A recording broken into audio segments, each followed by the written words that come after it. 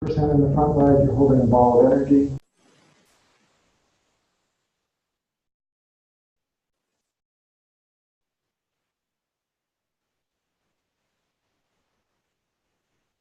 It goes down into your left leg, up through your left leg, hips and arms express. Down into your left leg, the hips direct it, the arms express it. And this morning yoga lot was about relating Tai Chi to yoga vinyasa principles. When you go back, keep your right foot flat. You want to keep that bubbling spring, the center of your foot connected. Let the root still be there. Then into the root first.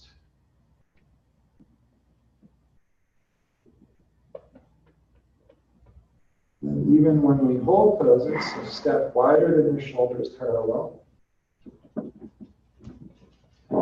Even when you hold a pose in yoga or Tai Chi, you're still using your breath. Inhale, fill up your eggshell. Exhale, move up under the pelvic floor and sit into both legs evenly. And exhale to turn the tail down. Sometimes I can even adjust my back when I do that.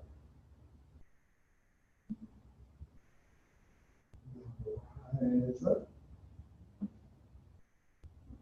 Step back into hip width. And we'll practice that beginning move again. Inhale, swing out your wrists. Exhale to the nail beds. Bend the knees. Hands float through the water. Notice if you can do it symmetrically. Or if one arm raises or one leg gets empty. Forward.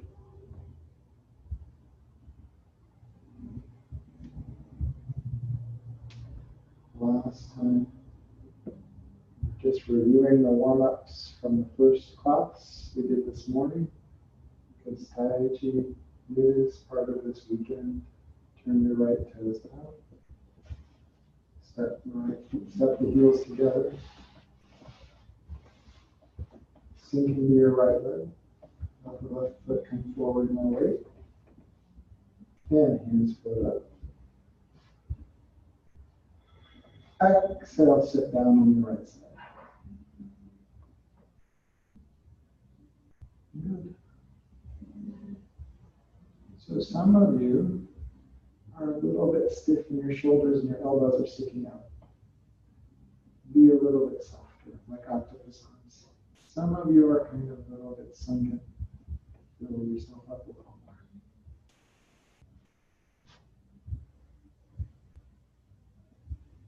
Your armpits should be open, like there's an egg under your armpit. Is what one of my teachers used to say. Don't crush the egg and don't drop the egg. The other side, always side open. That means you are doing it correctly. I feel like kind of in my knee though too. Up a little bit. Is that? Spread the toes. Bring your weight back. You might be pressing your knee past your toes. Okay. No, I just feel the burn. Yeah. Okay. Bring the weight back in. Feel more. Turn your tail down.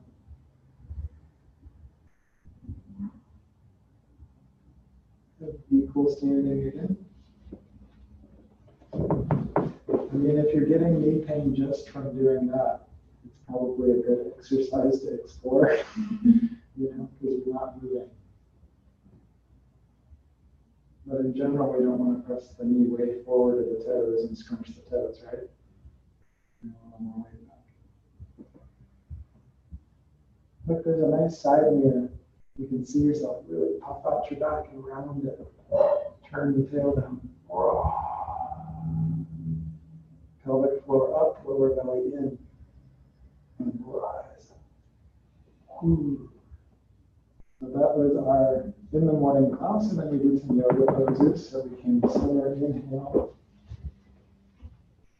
Exhale, crescent moon. Bring your feet close together or a little bit apart. Inhale, energy in the system. Exhale, express your pose. So prana is in, dhyana is directed, the circulatory system and awareness. So I'm glad Ms. Diakovic, you can maybe help me. Awareness, energy, then muscles. E, G, Li. Maybe she can sing in Cantonese. Awareness. Center, and to the other side. In Mandarin, I would E, Chi, Li. Li, strength.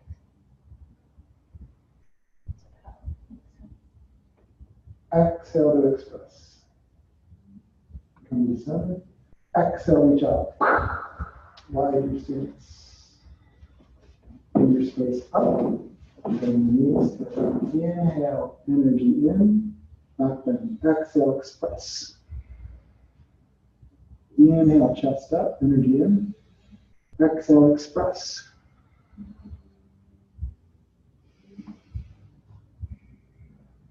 Inhale, chest lifts, come up. Step in a little and forward bend. If you just ate or drank juice, you would just make some space. Energy in the system, then express the pose. Use your arms. And in Molly's case, she can work on, when she starts to do her yoga, each exhale, pelvic floor and lower belly. Every pose all the time. When she exhales, pelvic floor, lower belly. Inhale, chest lifts. Put your hands on your legs. Exhale. Then inhale, walk up. And exhale.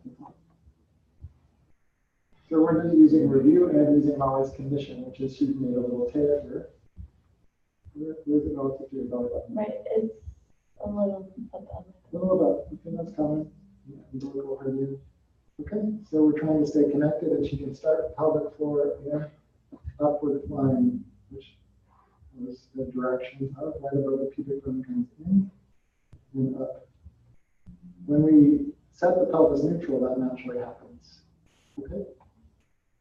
So now we're going to look at the basic difference, heated yoga and athletic yoga. But after questions. Your microphone might not be on. Yeah. Looks like that. But this has a battery or a little, what are those things called? It's a charger.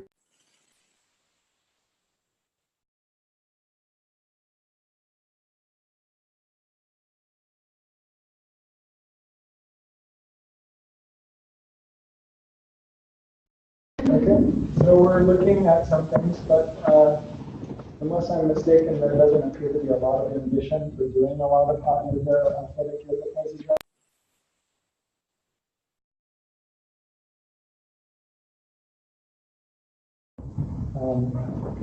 Some of you may not end up teaching either yoga through athletic yoga nor hot yoga, but it's still important as a more experienced yoga teacher to understand and even to be able to fill in.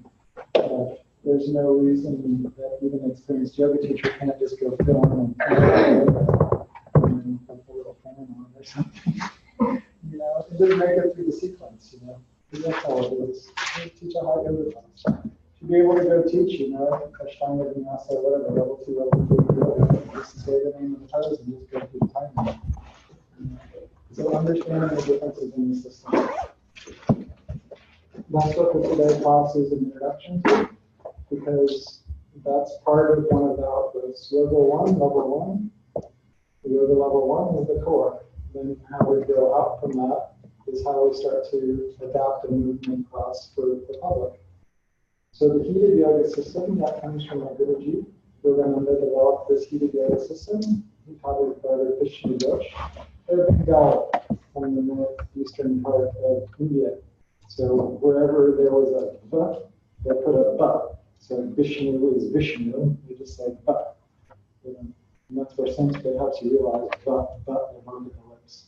You'll hear all of these slight regional differences in India. With a languages, but if you know mouth position, you kind of know, okay, that's what that is.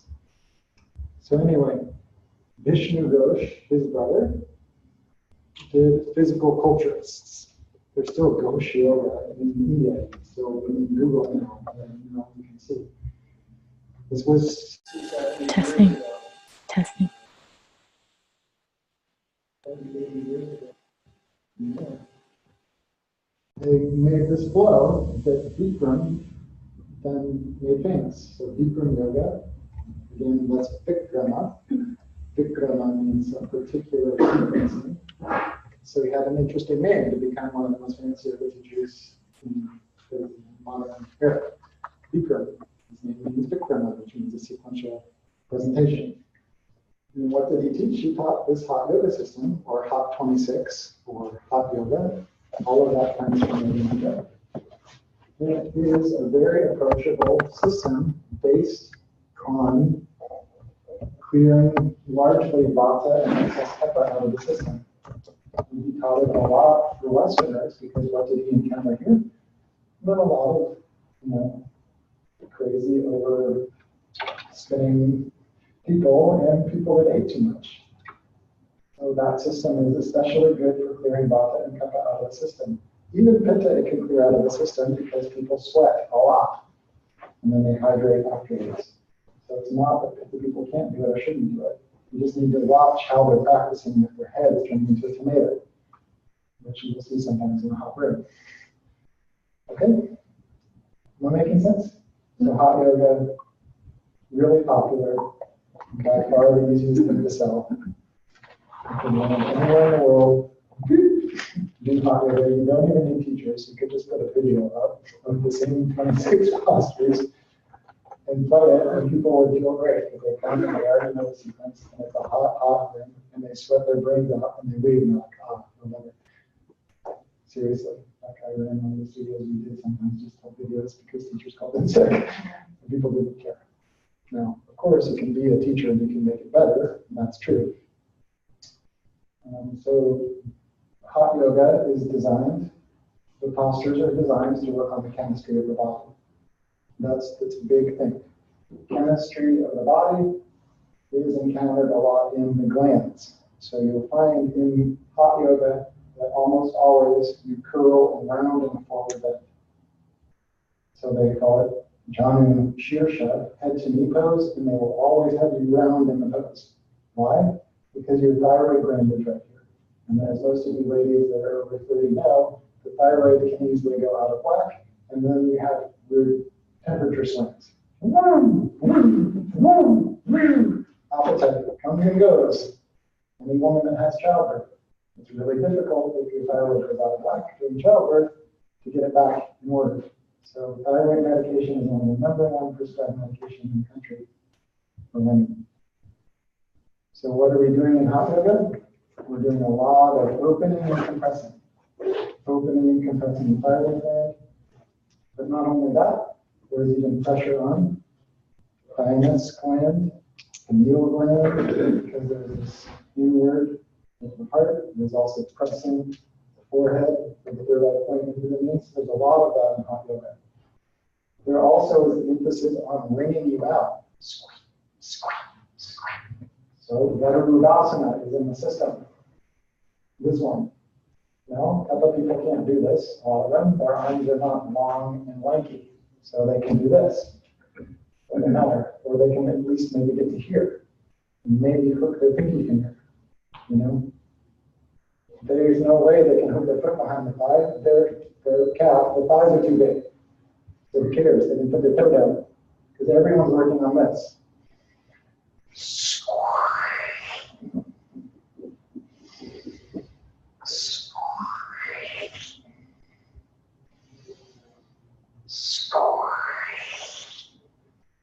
And then open, and this flushing happens in my lymph system. So that's the other thing hot yoga works on, is your lymphatic system. Lymphatic system is the sewer system of the body. So out there on the streets are all those drains, and all the stuff's coming off the road, you don't do that. You have that in your body too, your lymph system. You have a lot of it here in your armpits, and a lot of it here in your groin. There's also quite a lot of it in your spine. Am I making sense? So hot yoga and the system that was designed is for the chemistry of the body, the glandular system of the body, the lymphatic system of the body. It is not for building arm strength and fast-paced transitions and things like that. That is not what to do in a hot class. Despite the popularity of hot vinyasa flow yoga classes in America, there's so many injuries happening in that kind of genre of yoga.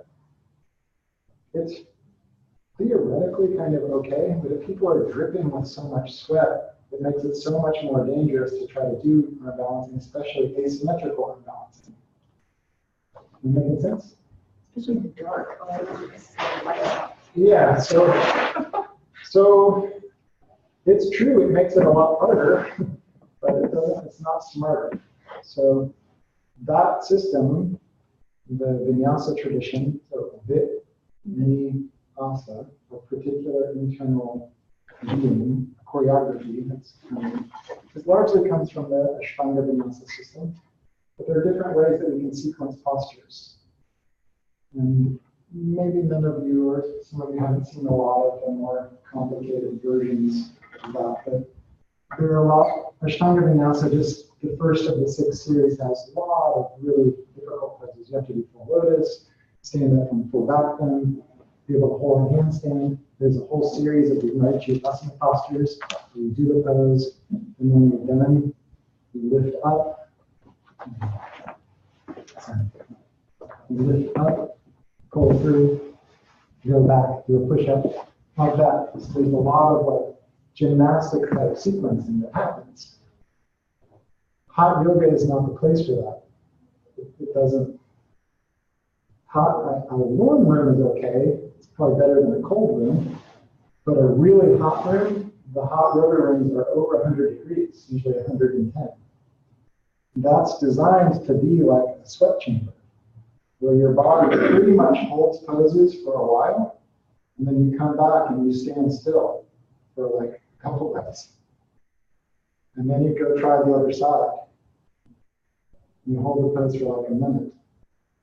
Then come back and stay still for a while. Am I making sense?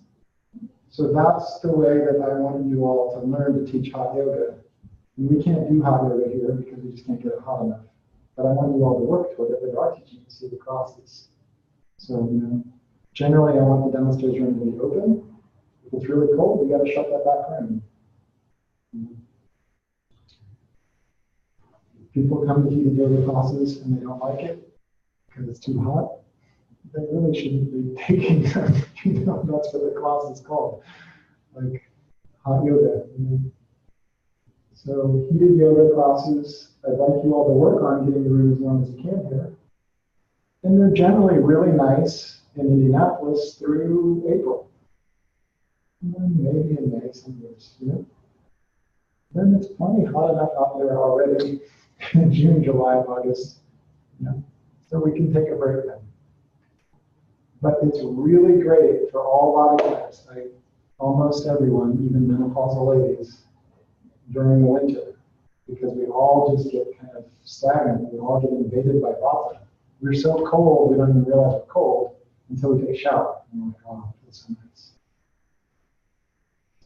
So hot yoga, the main principles, you're holding the poses longer, you're coming back, you're taking a few breaths in between the poses, and then you're exploring the other side. And it's designed to test the chemistry of the person. You don't want people going in and out of a hot room. So, have any of you ever done a sweat lodge, like with Native American people? So I encourage you to do that. First, trust and issues around Westerners and Native people is a long-standing issue. However, generally speaking, it's like anywhere else. If you establish trust, then they're generally welcoming of sincere Westerners to be a part of what their culture is. It gets really freaking out. I mean, like it's a low-roofed little, buckskin covered thing with rocks that were sitting in a fire all day the previous day. And then they open the flap and kind of put some water in it. It's like, And I don't know how hot it gets, but it's got to be like 150. I mean, it's really hot. Like it's like passing out hot. Okay. And so I encourage you to try it. It's difficult. You know, usually it's men only or women only, and no women on the cycle. It's not the right time for that. Making sense? So that's something to try. In Europe and the more traditional cultures, they have all those sauna chambers, especially in the further north, where the racist people come from. They have like caves that they go do steaming in, because it's really freaking cold, right? So the steam concept is universal. Hot room and yoga, yay, especially in the winter. What's it for? It's for your chemistry, it's for your glands, it's for your GI tract. It also definitely makes the postures easier, the ones that are flexibility oriented, because your body is all warm. It's like, oh my God, looking forward to it so far. Making sense? Generally in the hot yoga system, they have the people bring their feet together, which does make it harder. Of course, a couple body types, we still like a little separation. But one of the reasons that it's done in the hot yoga system is because it makes you hug into the midline. So feet together makes you hug into the midline. And because the postures are held for a while, and then you get balance in between, it has an effect of being safe. So even Shavasana, they'll teach with the heels together, which you can all do, at least this pose, right? Okay, so let's do Shavasana, just so you can feel it. So first, in Shavasana, extend, bring your feet together and extend through your heels. So flex the feet, dorsal flexion, so toes towards the nose. Palms down, reach your fingers toward your feet. Really stretch through the inner heel. Squeeze both buttocks a lot so you can feel both your butts. That's really relaxing. Yeah, we're getting there, Grace. Okay, extend through the inner heel. Hug the midline. Now just relax your butt, relax your legs, let your feet just fall apart. Turn your palms to face up, so roll them out.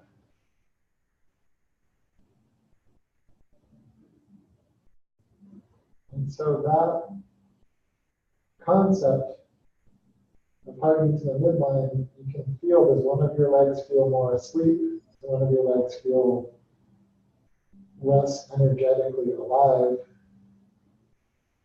That hugging to the midline is to help you to feel that.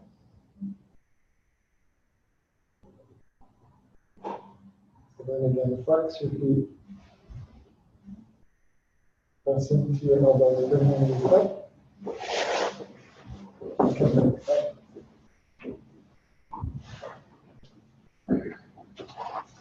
So, generally speaking, the hot yoga system, we have it in the, it's built into the Samdosha flows. Generally, the classes start with deep breathing exercise, which is different than what we do. We do double breath of tension.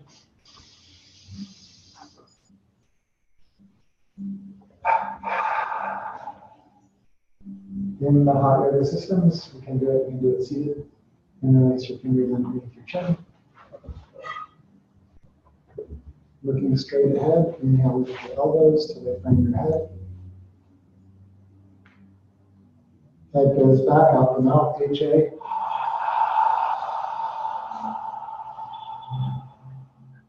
Chin down, elbows down, lip. And the nose, keep going. Head back, ha, push the breath out.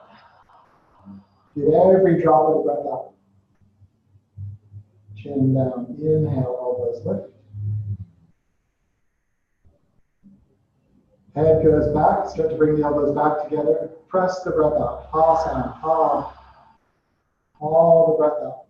Last two, chin down, in, 2, 3, 4, 5, 6. Head back, exhale. 5, 4, 3, 2, 1. Milestone in 2, 3, 4, 5, 6. Head back, exhale. 5, 4, 3, 2, 1. Inhale down. So that's the beginning of most hot yoga classes, and it's designed to get people right away thinking about detoxing. They're really pressing all the air out through the mouth. Then they return to nostril breathing. And we start with the crescent moon series. So the crescent moon series is there. Side bend, back and forward bend. Chair pose series is there. Arms in front. Balancing chair is there. There's also this other version that we do sometimes in the hot yoga here. If you want to do it, you can. It's not that easy for those of you that externally rotate. This one. These together. Arms in front. And slide down with your back flat.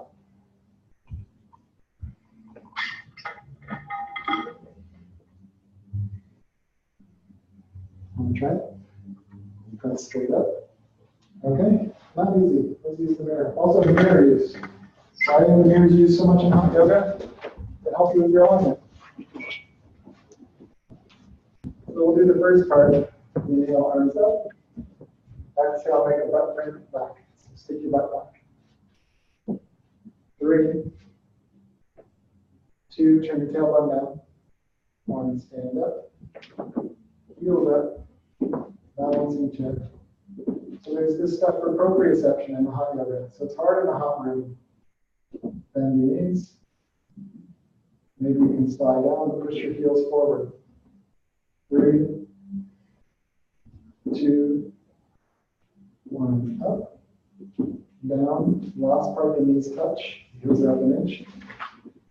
So Molly and Carrie are going to see whether you lean forward. Don't lean forward.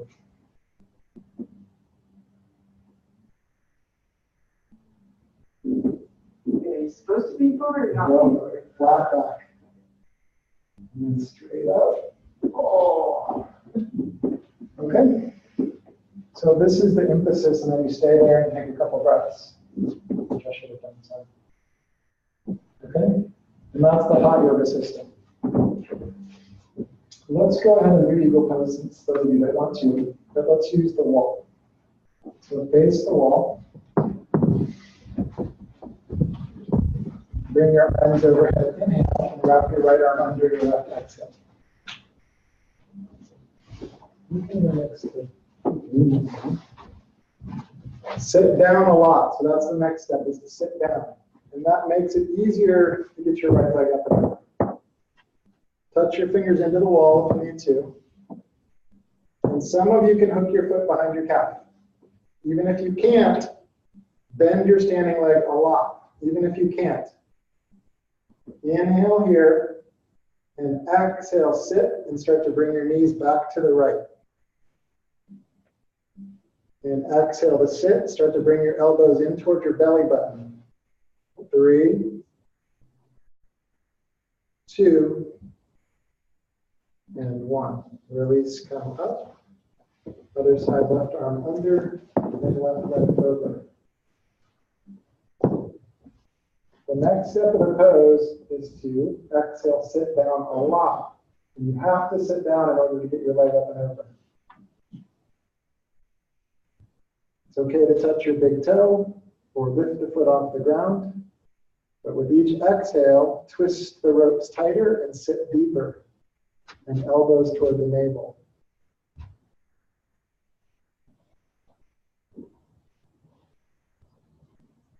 Two. And release. Inhale, come up. Exhale, release the toes. Stay there. Next breath. Just stay there. Just stay there. Ah. Okay, and that's the end of hot yoga. Is after a pose, you stay still, and you might like reorient your chemistry. And sometimes you get dizzy. If you're in a hot room, the first thing is hands on hips. You get dizzy. Second thing is to sit down. And the third thing is to lie down. Because in a hot room, or even in a sweat lodge, if you go down, it's cooler. Okay? I think the last thing I want to demonstrate from hot yoga is this curling shape. Why is that? So the curling shape makes it difficult to breathe, and it makes people breathe thinly. It turns out that our HEPA pens have more mucus and there's more stickiness and more going on through both the nose and the mouth, through these channels all the way through the throat into their lungs. So just trying to breathe into that curled shape is helping them work on the pranavahasrota, or the channel of vital energy. So it's hot in there. They're doing what we call tracking in the front plane, and I'm going to demonstrate it. So you all learn it, giving yourself railroad tracks in level 1, so that people can safely square the hips and safely come down. Oh, right leg not so stable. Then use the right leg to come up. And that's important. It's the most dangerous pose we do in level 1. Because old people might need to touch a chair or the wall, and then use their right leg to come up. But instead, a lot of them will pull with their back muscles to come up, and that's when they strain your back. If you want to skip a pose in level 1, this is the one to skip. If you're old people, okay? I'm considering myself one of them.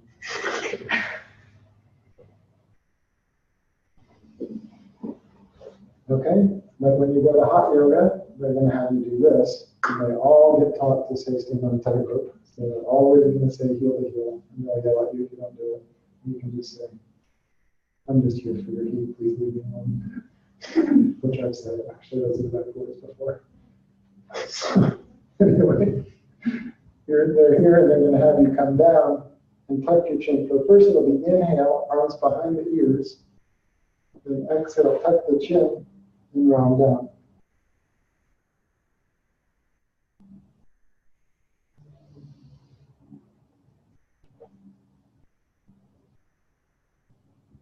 So when we do the pose, we're focusing really on the muscles and bones and working on the legs up through the pelvis. In a hot room, the first priority that they're talking about is actually squeeze your chin into your throat and bring your forehead to your knee. And that's what they're going to talk about first. They're going to talk about bend your knee until you get your forehead to your knee. Squeeze your chin in. So from a building the pose from the ground up, it doesn't make as much sense. Their focus is on this stuff here. Your lungs, your throat, and the thin breath going through that. And that's what they want to challenge in the hot room. Because they're mostly interested in what's happening in your glands and your chemistry. And it does work. And because they focus on that, people do feel really a lot better when they come out. Am I making sense? And so anatomically, it's always true that we want to build a pose from the ground up. So you all can be, I think, slightly more helpful hot yoga teachers, especially with couple body types or older people. Say, give yourself a little bit of width. Instead, what you'll hear in Bikram studios around the US is turn your hips more and more and more. Do it 5 times. Keep going. Give it a couple extra times, but keep your feet on the tightrope. Well, no amount of like keeping the turning your hips like this is ever going to get anything anatomically better. They're just going to stick their butt out. And then they're going to come down like, wow. So just tell those people to have a little bit of width to their stance. But then if they're coming down in that pose, and they call it forehead to knee, get your forehead to your knee. Well, you're not going to bring your head over and on your knee. You're going to bring your head inside your knee, right? Because I have a hip width stance, I'm no longer bringing my head on my knee, I'm bringing my head right here. I'm still curling. Is this helpful for you all? Is it really just bend the chin to the chest is more what you're concentrating on? Yeah, so anatomically, Sherry, I'm here.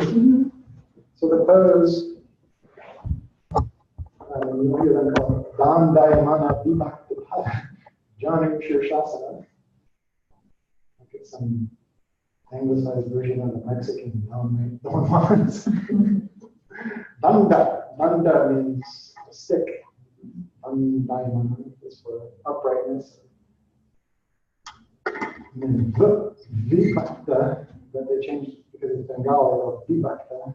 But Janu and Shirsha means head to knee pose.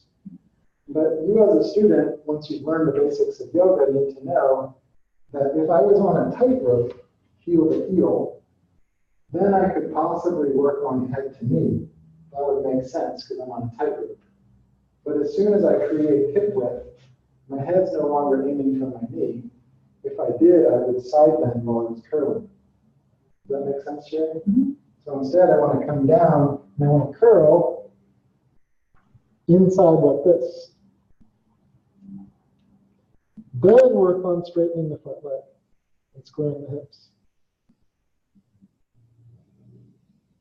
Then come up. So that's the focus in hot yoga, is generally we want people to work on the curled shape. We want people to be working on that, not just for what it does in the thyroid gland, but also the thymus, the pineal gland, and you're challenging your chemistry. And that thin breath is made to happen because you're really emphasizing the chin. We can do it in the seated version. Okay. Keep in mind that there are people who can't do this shape that have knee damage, right? So they can always do it in this, right? So this is the classic shape for Janu. You can say it, Janu. Janu.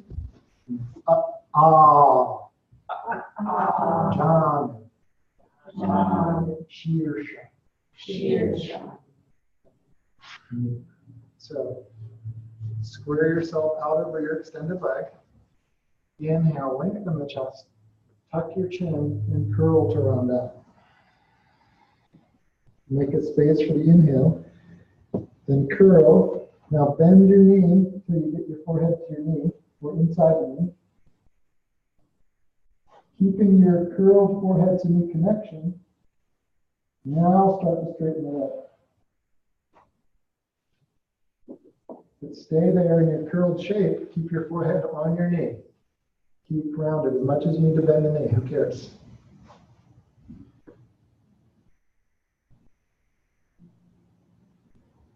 So you're making the curled shape first, and then you're working on the hamstring flexibility second. So it's a totally different way to do a posture. Then reach your hands forward. Inhale, come up. And change sides if you can without using your hands. So there's a lot of that in the hot yoga system too. Don't rearrange your body, try to arrange it using your legs. Exhale, chin in and curl it up. Grab your foot or under your calf muscle and bend your forehead, bend your knee until it touches your forehead. You all know those little creatures called roly-polies? You know, be the scared roly-poly. Like fully curl yourself. Then start to straighten your leg.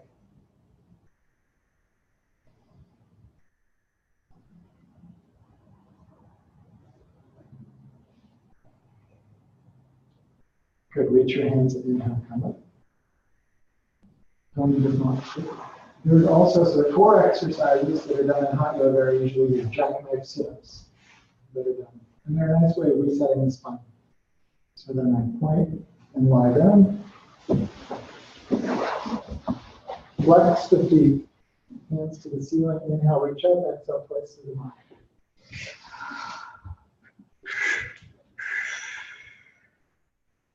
And it's kind of like you're going to this double breath of attention. So let's try it one last time. Point, lie down. Flex the feet, inhale up. Place out the mouth. Okay, and so I'm just teaching you some of what you'll encounter at different yoga classes, which comes from yoga and hot yoga, and why they do it. So they reset the spine each time they do that reset. There are ways that the Bikram sequence has changed over the years that I don't know why he changed it, other than my guess is, I don't like to say bad things about the teachers, my guess is that he was starting to see like too many variations or something, and people weren't getting enough rest, and people were overheating in the hot yoga class. So each 5 years or so, there started to be more and more of turnaround lie down shavasana. And so now it's like, in my opinion, so ridiculous. You do reclined yoga pose.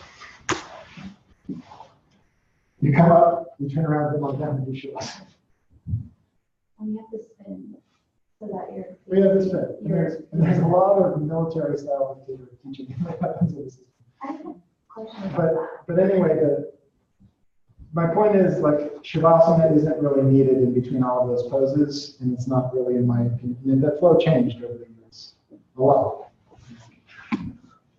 You all are learning a really nice sequencing concept, so when you teach hot yoga, the purpose of why all the Shavasana are there, I guess, at this point, is because there was too much overheating and too much over-efforting, so it was his way of making sure that people got rest in between poses. Even though the sequencing became kind of fun. But Molly, what's your? Oh, I just remember getting like in trouble for like stepping into a pose like before everyone else, and she made me, the instructor, like in the Bikram class, like made me come back to like that, so that everyone, and I just was kind of shocked by that. Is that something that That's Bikram just unfortunately, kind yeah. of started, or was that? No, that's Bikram. So first of all, just to like, I don't know, like I don't want to say bad things about a teacher. I'll never implement people. Okay? There are things that happen within whatever that I also learned that I don't choose to do. But teaching in India, my wife is Indian, right? I love India. I love the Vedas. But in general, it's a more kind of relaxed and laid back and non-efforting kind of culture. Like if I was to make an overly generalized statement, there's not a lot of Indians in the Olympics, if you've noticed. Like they're not like the real, like, let's go compete in a sports kind of country. I'm really shudder to say that in something that's being videotaped because I love India. But my point is that it was traditional that boys studied asana and girls studied the classical dance forms. And boys were taught by a man, and it was military style training to make them, hey, get together, hey, like that. And that permeates a lot of lineages, not just Bikram. Even Iyengar had that. He used a danda, a stick. Even Pattabhi Jois, Ashtanga Vinyasa, they yell at students. Hey, even Mula Bandha, poke them in the rear. So things like that happen a lot more in India because of the nature of the culture, the cultural thing. I consider it at this point in the modern era, so that sort of military style teaching, and everyone has to exactly step at the same time, everyone must enter a pose and exit the pose at the right, at that time. No, you can't do any variations. No, you can't come into class late. No, all of that still so permeated in the lineage that anywhere on the face of the earth, you go to a hot yoga class, they still a lot of times teach it. Even though it's so many generations later, it's still ingrained. And part of that is that if you're in a country of 1.5 billion people, it's utter chaos. Like if you've never been to India, like trying to drive across a road. So the absolute need for order. Like in this temple, we will be exactly ordered. And so it's part of the training. And that's why. And I hope that that answer sounded not just critical, but also kind of like giving it context. Now, there are things that happen in Bikram classes that I absolutely don't agree with, as a lot of lineages. I encourage you all to see the strengths that a lineage has, and then also see the challenges that it has. There are a lot of things that happen in those classrooms that I never, ever choose to do. I'm teaching hot yoga now. I'm talking to a lady at Cape Verde. She runs a hot yoga studio in my hometown. I said, sure, I'll come teach for you. But the students are shocked that I let them come in the classroom so late. I could care less. If someone comes in the classroom late, I teach Gold's Gym. Like, it's not like the place needs, like, we have to lock the door for safety, you know? I leave a space there for late comers, you know?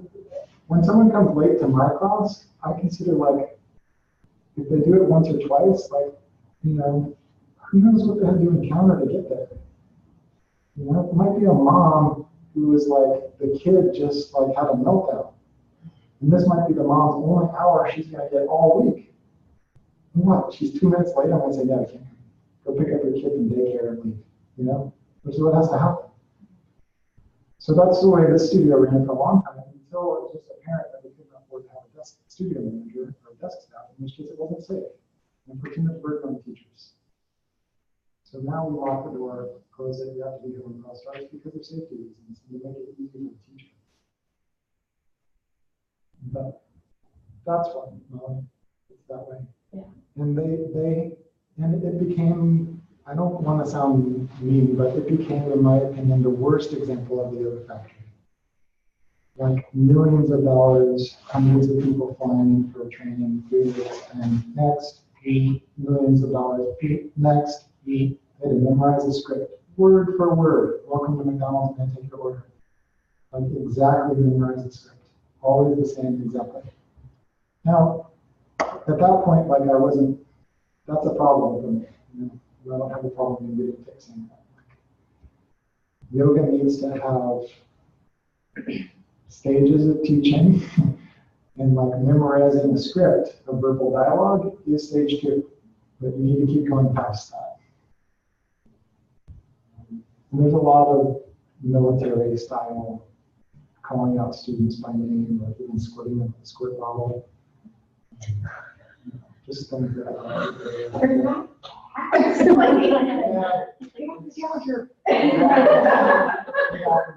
But I will say this, you know, there are a lot of beautiful things. I love hot yoga and I love the system. And the system comes from a group.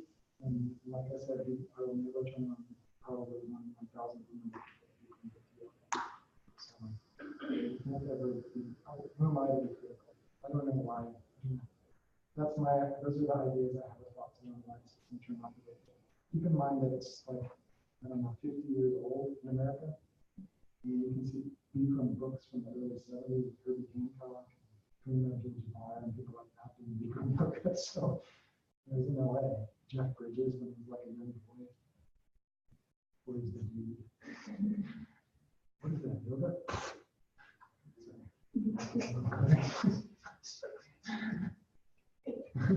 That's Jeff Bridges.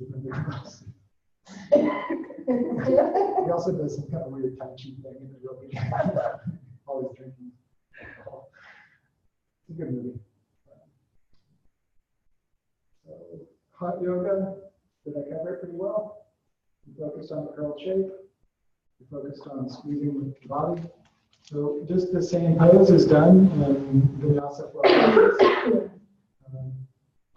But instead of pulling the elbows in toward the body, down and in, so let's do this. Okay, so we're moving it along. Okay. So inhale, make a little gap, and exhale, squeeze deeper. That looks nice, Carrie. Even you might be able to grab your shirt a little. Exhale, pull your elbows towards your belly button and twist the ropes together more and bring your fingers towards your face. Thumbs toward the nose, elbows toward the belly. One more. And then open up and feel the flushing happen to your armpits. You know, the whole thing. And the other way, Rob. When I did a lot of hot yoga, I used to say, even try to spiral the bones into each other. So I would get so hot, the hot would get so hot, there was even this energetic sense of like, wow, my bones are even soft and elastic. 3, elbows to the belly, hands to the face. 2, twist the pinky finger edge into the other pinky finger. 1, palm to palm, squeeze in and release. Open, feel the flushing. Now, this same posture is done in Vinyasa Flow Yoga, but not the same at all. It's not working on lymphatic systems, spin the bones together, squeeze your soft tissue, and bring out 2 dirty ropes. Instead, it is same thing, right under left.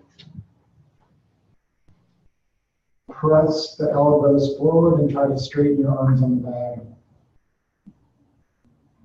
Exhale, straighten your arms on the diagonal. Exhale, straighten your arms on the diagonal. Hands up and forward. Bring your hands away from your face. You feel something totally different in your shoulder blades? Good. Release. And other side.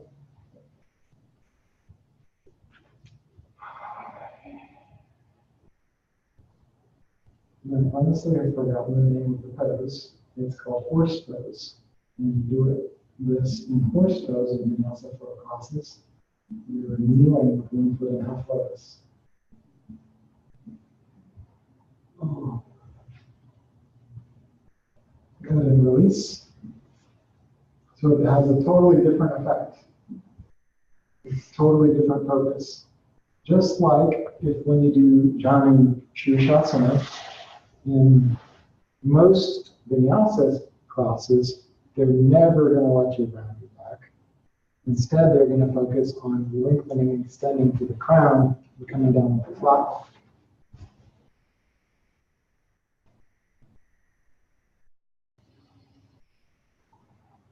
So the emphasis in most Iyengar schools, Ashtanga Vinyasa schools, is going to be chin to the shin and then lips to the toes. That making sense? Because there's so much more focus on muscles and bones.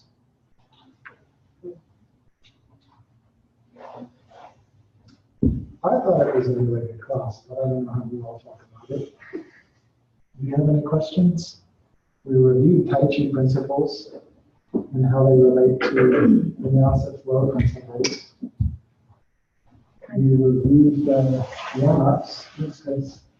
So otherwise, like say nobody was here and I needed to teach a hot yoga class, would I be able to basically teach the level 1 flow, adding things like the I love it. and stuff like that, or Absolutely. is there different like flow things we should memorize?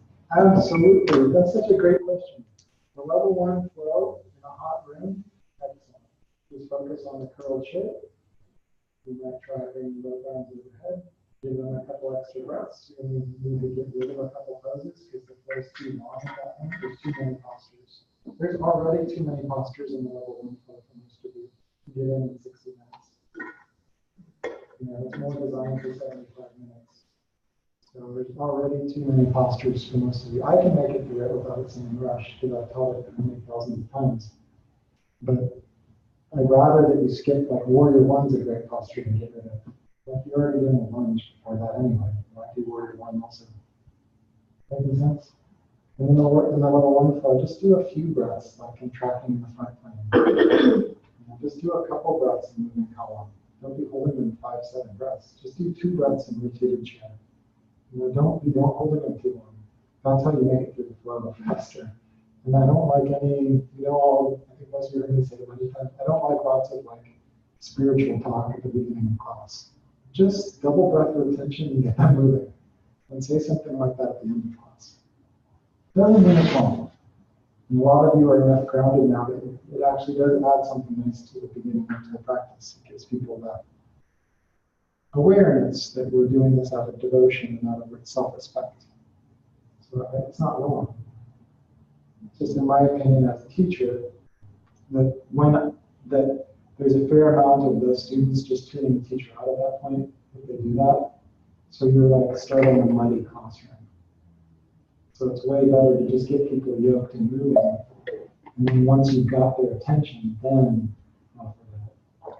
There's less resistance in the room. And their trust. And they trust, yeah, there's more trust. People are like, okay, I came here for yoga and that's what we're doing. They're what they think yoga is. I like that, Grace, you're right. But the cell is just trust.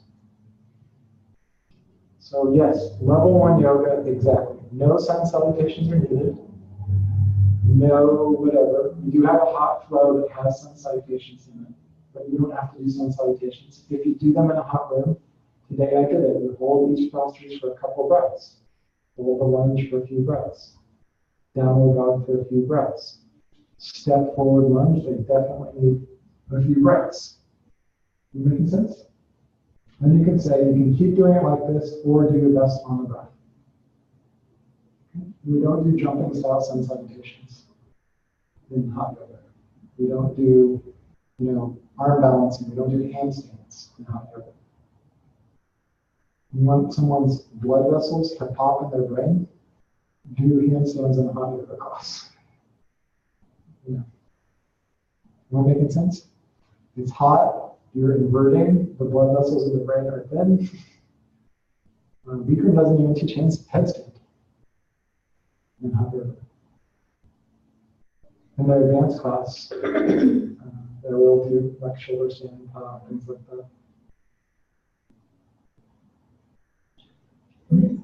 So triangle, like moving in the front plane, that turns into triangle, right? That turns into what some schools call pyramid. Or okay. They call it pyramid, or they call it separate leg forehead to knee.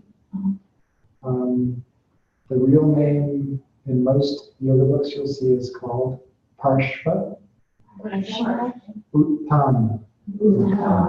Parshva Utthana. Up, U, O, Parshvotthana. Parshvottanasana. This is your Parshva. It goes from your outer hip to your armpit.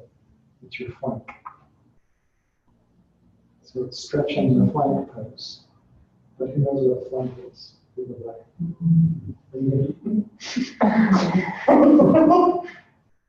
So the sideline, it is difficult to lengthen the sideline in this pose. Can you come in so I can demonstrate that on the bottom of the frame?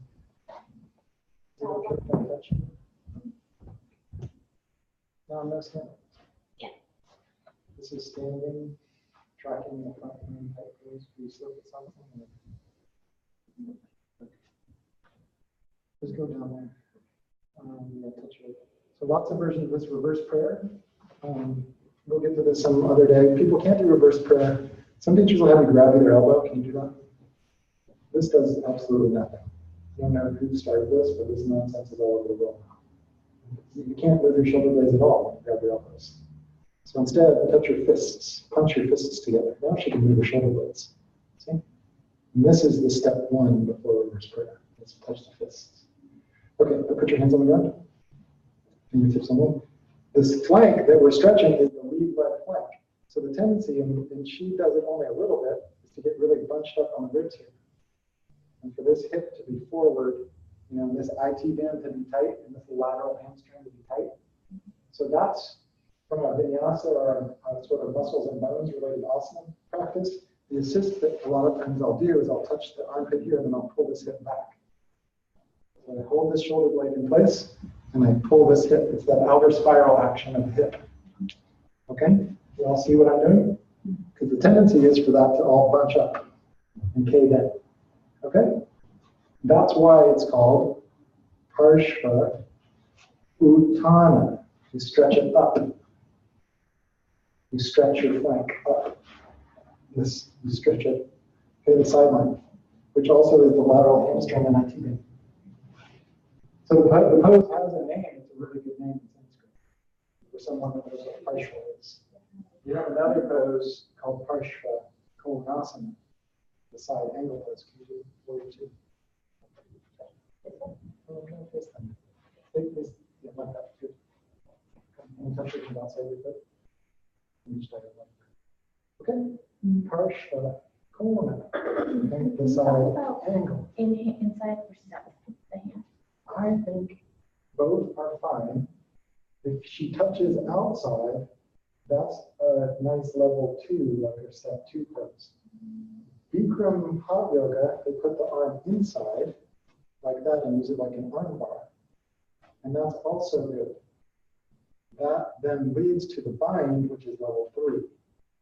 And then level 4, which Nina can do, is called Vishva Mitrasana, where she puts her hand on the her foot. But don't do it. Okay? Come on up. Slip her. Make sure she didn't slip. This is how yoga teachers get hurt right now. Nina's super flexible, she's super bendy, she's wearing socks and a carpet. She's not warmed up, but she is kind of, she doesn't say well. Other side. So I'm just making sure that we don't have an accidental injury. You know what I mean? So if she touches her fingers outside and reaches diagonally, this is that Parshva. And a lot of times the assist I'll do as a teacher, they'll say it's called side angle pose because it goes from your outer right ankle through your whole right side all the way through your hand in one line. So that is nice and wide outside the foot. Touching outside the foot with very little weight, you go 500 pounds. Lift your palm. There you go. Makes it easier for her to work in her belly and to drop this hip. This is a really nice version of this pose. Okay? Now come over. In the hot yoga system, they use the arm inside the knee, and I'll demonstrate like this, because they're teaching a level 1 version of that pose. And they say arms at 6 and 12. Arms at 6 and 12. And tuck your chin. They always are doing that, right? And look up past your hand. The system is always interested in what's happening here. Making sense? So with the pyramid, like looking at athletic versus hot, Yeah.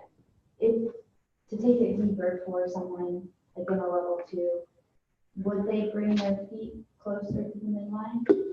They can, but you as a teacher need to see your body. I would probably not ever have you heel to heel, but you could narrow your stance a bit. We work on stability first, and then we work on challenging length and width. So stability first, then longer and narrower stances. And so if we encountered Molly as a 12-year-old girl, she still would have been a couple girl. The tendency towards too much lower back curve would still have been there, but she would have been a smaller version of herself at that point.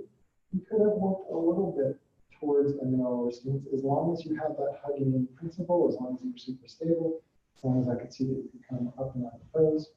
That's why when we teach level 1 yoga, we're having people 2 or 3 times is enough. Because if they're too narrow, they're going to, you know what I mean? So that there are a lot of reasons why the flow is the way it is. And that's the same with these teachers that I hope I haven't sounded critical of. There are reasons why they changed their flow. There are reasons why they changed it over the years and the decades. In Yukum's case, he was teaching tens of millions of people at some point. That system was literally reaching that many people around the world. So there must have been some reason why the flow started having more turnaround lie down shavasana. I don't exactly know why. But I'm guessing it was for safety reasons. Because the winds in some places, like in the tropics, were like 130, super hot. All right. I think it's lunchtime. I have a quick question. So Okay, not lunchtime. the main focus of vinyasa flow comparatively to hot yoga would be strength. Yeah, you're looking more at that point at ever expanding spiral of how the body can become more like a monkey, basically. You know, equal on hands and feet, and there are different size monkeys. Everyone, that ever expanding spiral of what's possible until you're like a Chinese acrobat. The body is fully free in every range of motion. And that's where those breath by breath transitions that are more complicated are useful. We'll come back at the same time, so I don't know it's far for lunch. I guess is the message. At the same time as what? 1 o'clock. Okay. So 45 minutes for lunch. Go grab something and bring it back here. Or maybe we have Kitchery, I don't know. I think we do. We have Kitchery if you want some. Or just go to Whole Foods, grab some sushi, grab some soup, grab a juice, and come back. I really enjoyed the Today class. I hope it was enjoyable for you. Is that hot flow written down somewhere? It is. It's on Google Drive, and it's also laminated downstairs. And you have my blessing. I'm so glad I asked that question, because I would love for you and Carrie and Molly and anyone who has a slight version of hot yoga to slow it down and not do this inside patients. We get tons of requests for hot yoga. I mean, tons. It's the most, it is the most asked for in there. Level 1 hot? Level 1 on hot yoga. It's the number one thing they ever was. You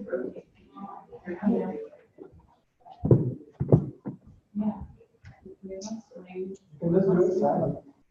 You can just do it with them. I want you all to have fun. Everything that you all do here, is you all are introduced just to get you that fun. I'm starting to not mind the hot yoga anymore. It's the frustration of not being able to reach through my legs. I just get mad. So then let the verbal thing just be like, I'm just gonna work on my shoulders with my leg. Like, God damn it, why is everyone else able to do this? The leg is like, Stephanie, I was thinking about Stephanie, I read about Stephanie last night. Stephanie was like, there was nothing to that girl. I mean, I've almost never met anyone that's skinny outside of India. And did you meet her sisters? She's a triplet. She's a triplet, there are 3 of them. Clearly, she's the one that did the because their 2 sisters are much more developed. It happens. So yeah, I mean, we're looking at a shape. And so this binding the shoulder thing is good for you all, a couple of people. But even if you're just here, Cursing the world. then curse the world. Is the key to that then opening the opposite shoulder to getting it underneath? Like, what is the? The key is, y'all are so muscular in your thighs and your psoas muscles. There's not as much movement. And so you're just getting here, and this looks like, and then plus there's more boobs and belly there. It's like, It feels like my shoulder won't go. Yeah, that's what I feel like is. don't try to bring it back. Just get it down. Just put your hand here. Don't try to bring the arm through. Just bring the hand here. You're just trying to get your head down, like that. Okay. What's it for? Like, why are we even doing this? Oh, no. For you all, there's a lot of compression happening, okay, which is useful, and then releasing happening. But there is also this releasing of the upper traps. The pose is designed for that. So you're down here, so you're upside down, but you're not weight bearing on it. So that upper trap area can all relax. And then you can explore by using your shoulder blade. See? You see what I'm doing?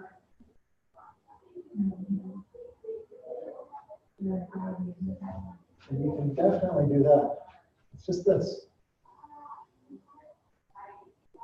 So you're working on this area here. That's it. And I promise you do it enough times, you're going to find a nice place to be in that pose. Really nice. I taught the linemen at CBA trainers. These are huge, 320-pound guys. You know, they got to work with things here. So I know you all can enjoy it. It feels nice. There's that and a couple other things where I think it would be really nice to teach like a back-to-basics yoga class for people who can't do that, like without me, because I always feel frustrated. Like I'm almost always one of the only big people in a hot yoga or athletic class. Like we must rotate or something, and it just makes me. I would like to get moving. I would like to go to a faster paced things and start doing more hot yoga. But I always, and this might just be a personal problem. We sort of discouraged and almost like to the point where after the class I'm in tears, like why can't I do this? That sounds like a personal problem, but like there was. I like if there was like a commentator. There's a thing. I think there's probably a lot of people who we need a stepping stone in between like this, like the whole month or whatever is next. I totally agree. Totally agree. I really liked Otter's class. I just wanted to know hot yoga.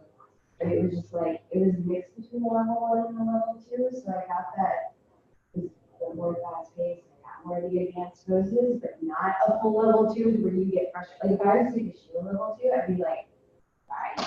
Actually, Sheila is not the problem. It's Kelsey. And Kelsey is one breath, one movement.